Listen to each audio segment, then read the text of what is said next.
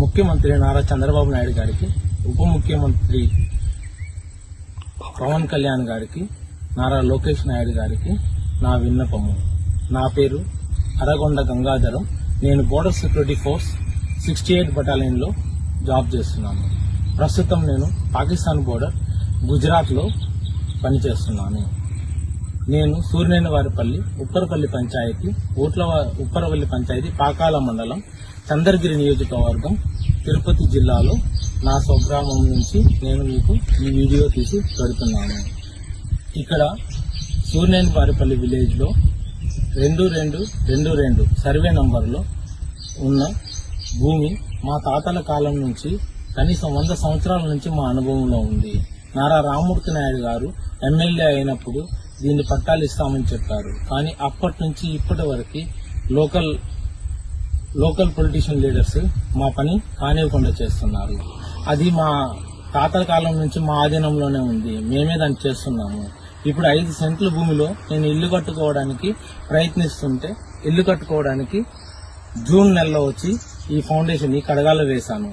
ఇప్పుడు మళ్లీ సెలవు వచ్చి ఇల్లు కట్టడానికి ప్రయత్నిస్తుంటే మా ఊరు లోకల్ లీడర్ పొంగర బాలాజీ అనే వ్యక్తి 2 లక్షల రూపాయలు ఇస్తేనే ఇల్లు కట్టనిస్తాము, ఇది మండల అధ్యక్షులకు అందరికీ అవసరము, ఇవ్వకపోతే కట్టనివ్వమని బెదిరిస్తున్నాడు.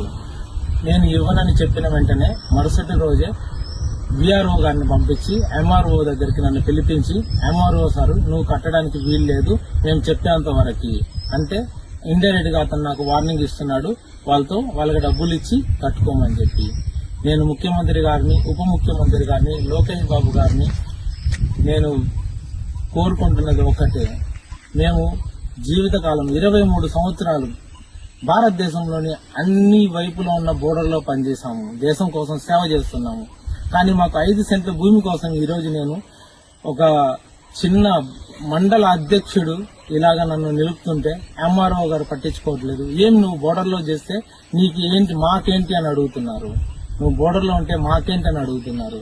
మేము బోర్డర్లో ప్రాణాలు పోగొట్టుకుని మా శవాలు ఇంటికి వచ్చినప్పుడు మీరు వచ్చి ఇచ్చే నివారణల కన్నా బతుకున్నప్పుడు ఇచ్చే ఒక చిన్నపాటి ఇలాంటి ఓదార్పే మా అందరికీ ఒక మంచి ఆదర్శం ఉంటుంది. మేము ఇంటి దగ్గర ఇన్ని సమస్యలు పెట్టుకుని బోర్డర్లో మేము ఎలా పనిచేయాలి, ఎలా అక్కడ మేము ప్రశాంతంగా ఉండాలి, దేశానికి ఎలా మేము సేవ చేయాలి. కానీ నేను ఈ రోజు అందరినీ కలిసి ఆర్డీఓ, కలెక్టర్ గారిని, ఆర్డీఓ గారిని అందరినీ కలిసి ఎవరు నాకు పరిష్కారం చూపించకపోతే లాస్ట్ కి నాకు ఇదే దారని మీకు ఒక అర్జీ పెట్టుకుంటూ ఈ వీడియోని మీకు అప్డేట్ చేస్తున్నాను. నమస్కారం.